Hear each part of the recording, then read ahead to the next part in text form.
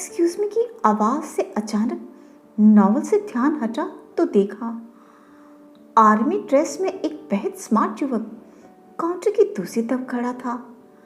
कुछ पल के लिए साक्षी उसकी पर्सनैलिटी में खो सी गई। ऊंचा कद और फिट बॉडी, ओवरऑल उस युवक की पर्सनैलिटी काफी आकर्षक थी। Good morning madam, I am captain Sameer, क्या मैं यहाँ बैठ सकता हूँ? साक्षी काले चश्मे के पीछे समीर की आंखों को देख चुकी थी, बहुत गौर से उसे देख रही थी। अचानक अपने लुक को लेकर कॉन्शियस होकर नॉवल को एक तरफ रखकर बोली, गुड मॉर्निंग कैप्टन, कहिए मैं आपके लिए क्या कर सकती हूँ?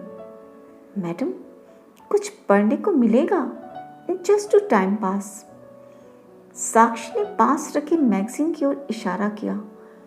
2-3 मैगजीन उठाकर वो कमरे में कोने वाली कुर्सी पर जा बैठा। साक्षी पिछले 1 साल से स्कूल में रिसेप्शनिस्ट की जॉब कर रही थी।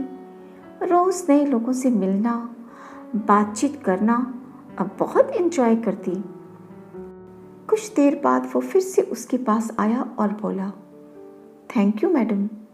बस एक पल के लिए उनकी आंखें मिली और वो कमरे से बाहर जा चुका था। साक्षी बचपन से ही आर्मी ऑफिसर्स की बहुत प्रशंसक थी और कैप्टन समीर की पर्सनैलिटी में एक जादुई आकर्षण तो था ही। बहुत देर तक समीर की छवि उसकी आंखों के आगे घूमती रही। महज 24 साल की साक्षी देखने में बेहद खूबसूरत और स्मार्ट थी। ईश्वर ने उसे खूबसूरत चेहरे के साथ एक खूबसूरत दिल भी दिया था, किंतु वो कहते हैं ना, हर किसी को सब कुछ नहीं मिलता। हाइट के मामले में ईश्वर ने जरा सी कंजूसी से काम लिया था। ये बात साक्षी को हमेशा खलती रहती। Good morning madam.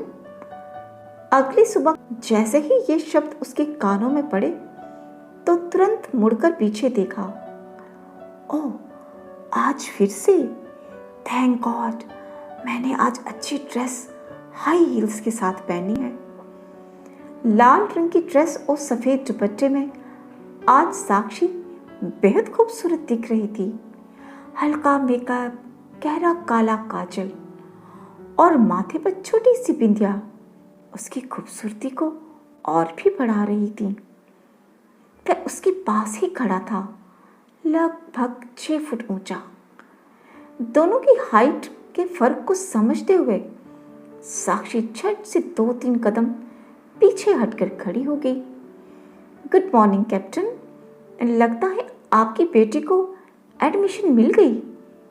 जी बिल्कुल, परंतु वो मेरी सिस्टर की बेटी है। बेटी उसकी नहीं, उसकी सिस्टर की है। जाने क्यों साक्षी को ऐसा सुनकर दिल से खुशी मिली। अगले दिन दोपहर 2 बजे के आसपास वो फिर से सामने खड़ा था। हेलो मैडम, छुट्टी की टाइमिंग क्या है? अच्छी, बस 15-20 मिनट में। ओह, तो क्या मैं यहाँ बैठकर इंतज़ार कर सकता हूँ? अब हर दिन वो 10-15 मिनट पहले आता, कुछ मैगजीन लेकर कमरे के दूसरे कोने में बैठ छुट्टी होने का इंतज़ार करता। साक्षी को भी अब इंतज़ार सा रहने लगा था उसके आने का। हर दिन वो उसका बेसब्री से इंतज़ार करती। बचपन से ही आर्मी ऑफिसर्स के बारे में बहुत सुन रखा था। उनकी पर्सनैलिटी, डिसिप्लिन, लेडीज़ के प्रति उनका बिहेवियर, ये सब कुछ उसे आकर्षित करता। कैप्टन सुनील की पर्सनैलिटी में वैसे भी एक जादुई आकर्षण तो था ही। सो साक्षी उसकी ओर अनजाने में ही खींचती चली गई। कई बार बात करने का मन किया, किंतु हिम्मत ही न कर पाई। हाँ, अपने काउंटर पर खड़ी रोज दूर से चुपके से उसे देखती रहती। जब भी उसकी तरफ देखती तो उससे पहले ही उसे अपनी ओर देखता हुआ पाती। नजरें मिलते ही वो अपनी नजरें झट से हटा लेता। उस रोज बारिश का दिन था। समीर ने उसे अपनी कार में घर तक लिफ्ट दी। कार में उसके बगल में बैठना साक्षी को एक सपने जैसा लग रहा था। बाहर बारिश और अंदर हल्के संगीत के स्वर। साक्षी का मन कह रहा था ये सफर कभी खत्म ना हो। ये पहला दिन था जब उन्होंने कुछ फॉर्मल बातचीत की, कुछ समय एक दूसरे के बारे में जानने में बिताया। वो शब्दों के साथ बहुत आश्वस्त और सावधान था, अच्छे से जानता है क्या कह रहा है। साक्षी मन ही मन उसे पसंद करने लगी थी, किंतु चाहकर भी कभी कुछ बोल ही ना पाई। मन में एक सोच सी थी अपनी हाइट को लेकर। यदि उसने मना कर दिया तो क्या समीर को कभी इस बात का एहसास होगा कि वो उसके बारे में क्या सोचती है? क्या पता वो भी कुछ ऐसा ही सोचता हो, और वरना क्यों अब बिना बात यहाँ आता और इंतजार करता। किंतु ये भी तो हो सकता है पहले से शादीशुदा हो या अंगेज्ड या किसी रिलेशनशिप में। आजकल साक्षी बहुत खुश रहने लगी थी। रोज अच्छे से ड्रेसअप होकर स्कूल आती।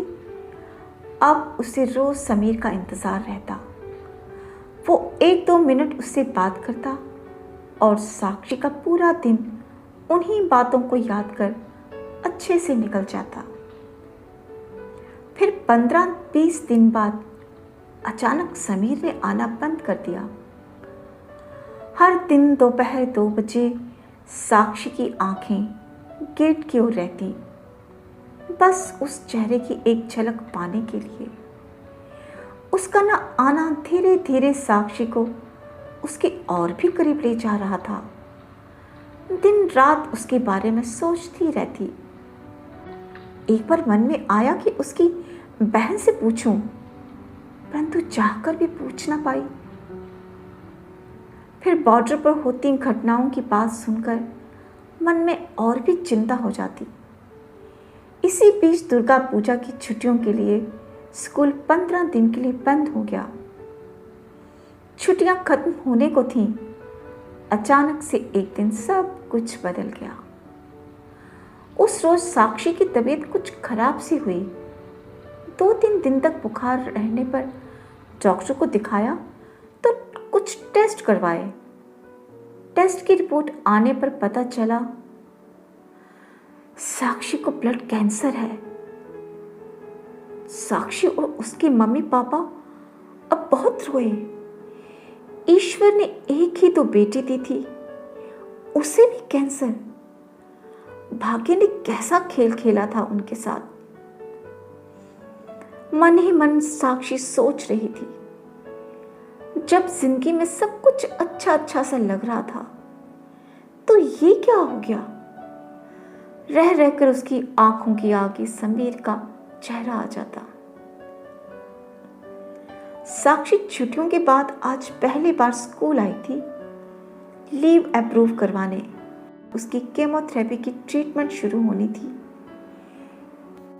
साक्षी रिसेप्शन पर खड़ी थी कि अचानक समीर की आवाज से चौंक गई। हेलो साक्षी, कैसी हो? लगभग 2 महीने बाद एक बार फिर वो उसके सामने खड़ा था। पल भर के लिए वो अपनी आंखों पर विश्वास ही न कर पाई। पहली बार समीर ने उसे नाम से बुलाया था। I am good captain. कहीं कैसे आना हुआ? आप तो अचानक से गुम से हो गए। समीर मुस्कुराते हुए बोला, एक्चुअली मेरा ट्रांसफर कश्मीर हो गया है। 2 महीने आ ही ना सका। अभी 10 दिन की छुट्टी लेकर आया हूं। फिर थोड़ा सा सीरियस होकर बोला, साक्षी तुमसे कुछ जरूरी बात करनी थी।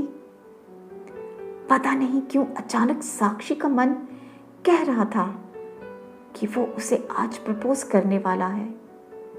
अज्जी कहिए, अब मैं सुन रही हूं। समीर पल भर खामोश रहकर उसकी तरफ देखते हुए बोला, साक्षी क्या तुम मुझसे शादी करोगी? मैं अपना आने वाला जीवन तुम्हारे साथ बिताना चाहता हूं। समीर की बात सुन खुशी की एक लहर पूरे शरीर में दौड़ सी गई। इसका मतलब समीर भी उसे चाहता है। ये सुनकर मन को सुकून सा मिला। उसकी चाहत एक तरफा न थी। काश समय यूं ही रुक जाता और वो ऐसे ही समीर के साथ अपना पूरा जीवन बिता देती। कितने सपने देखे थे उसने इस दिन के, जब समीर उसे प्रपोज करेगा। साक्षी, तुमने जवाब नहीं दिया। क्या तुम मुझसे शादी करोगी? ख्यालों में डूबी हुई साक्षी समीर की आवाज से चौंक सी गई। हाँ कहने ही वाली थी कि अचानक दिल में एक दर्द सा उठा। साक्षी के चेहरे पर असमंजस के भाव साफ दिखाई दे रहे थे। कुछ दिन पहले यही प्रपोजल उसके लिए कितना मायने रखता था। जिस बात को सुनने के लिए वो इतने दिनों से इंतजार कर रही थी, आज उस बात को सुनकर उसके मन का दुख और भी बढ़ गया था। उसकी हिम्मत ही ना हो रही थी उसे सच बताने की। आई एम सॉरी कैप्टन, अब पिछले हफ्ते मेरी सगाई हो गई। अगले 2-3 महीनों में शादी भी होने वाली है। तो क्या, अगर तुम कहो तो मैं तुम्हारे मम्मी पापा से बात कर सकता हूं। नहीं कैप्टन, मैं अपने पेरेंट्स को रिश्तेदारों और समाज के सामने शर्मिंदा नहीं होने देना चाहती। साक्षी, कम से कम मुझे एक मौका तो दो। प्लीज कैप्टन, जिद ना करें, मैं ऐसा नहीं कर सकती। समीर काफी देर गुमसुम सा खड़ा रहा, फिर बिना कुछ कहे गेट की ओर बढ़ गया।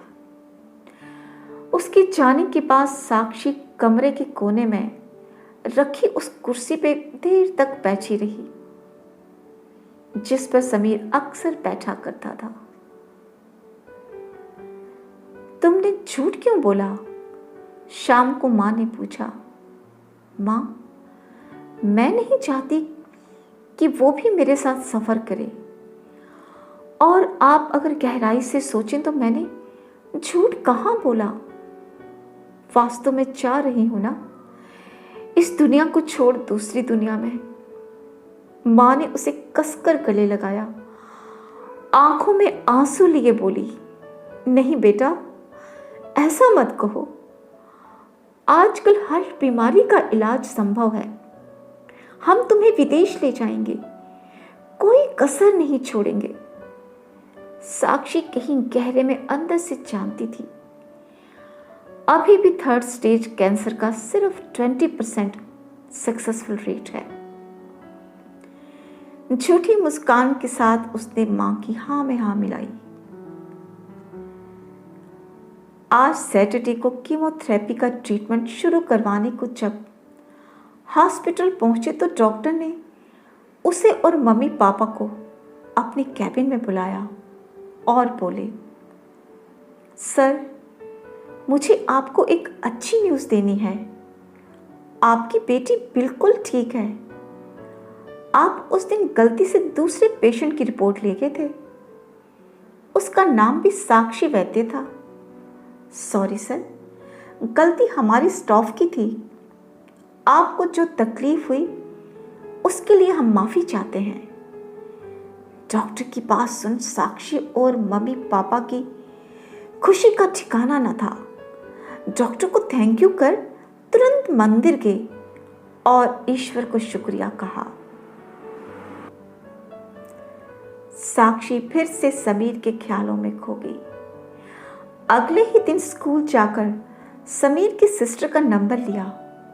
घर पहुंचकर साक्षी ने तुरंत अच्छी खबर देने के लिए फोन मिलाया और समीर से बात करनी चाहिए।